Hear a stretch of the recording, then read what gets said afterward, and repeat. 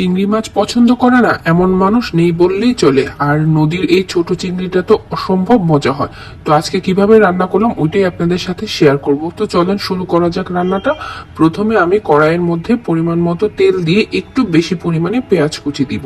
আর এই রান্নাটাতে পেঁয়াজের পরিমাণটা একটু বেশি দিলে খেতে খুব ভালো লাগে। তো এখানে একে একে সবগুলো মশলা অ্যাড করে নিব। দিয়ে দিলাম পরিমাণ মতো লবণ, হলুদ, মরিচ এবং ধনিয়ার গুঁড়ো। আর সামান্য পরিমাণ পানি দিয়ে মশলাটাকে খুব ভালোভাবে কষিয়ে নিয়েছি। কষানো হলে সাথে দিয়ে দিলাম টমেটো সহ আরো কিছুক্ষণ মশলাটাকে কষিয়ে এখানে পরিষ্কার করে রাখা চিংড়ি মাছগুলো দিয়ে দিই। তারপর চিংড়ি মাছ সহ পুরোটা মশলা 3-4 মিনিটের মতো খুব ভালোভাবে কষিয়ে এখানে ঝোলের পরিমাণ পানি দিয়ে দিব। তারপর এখানে দিয়ে দিব স্বাদ মতো কাঁচামরিচ। তারপর এখানে আমি নামানোর আগে জিরার গুঁড়া দিয়ে দিব। আসলে চিংড়িটা নিজেই এত বেশি ফ্লেভারফুল হয়ে থাকে, যার কারণে এখানে এক্সট্রা কোনো মশলা ব্যবহার করার দরকার নেই।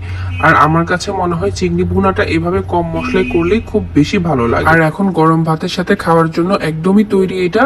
তো কেমন লাগলো আজকের রান্নাটা? খুবই কম মশলায় আর খুবই দ্রুত এই রান্নাটা হয়। খেতে তো অসম্ভব মজা লাগে। খুবই সাধারণভাবে রান্না করার চেষ্টা করলাম। তো রান্নাটা কেমন লাগলো অবশ্যই কিন্তু জানাবেন। আল্লাহ।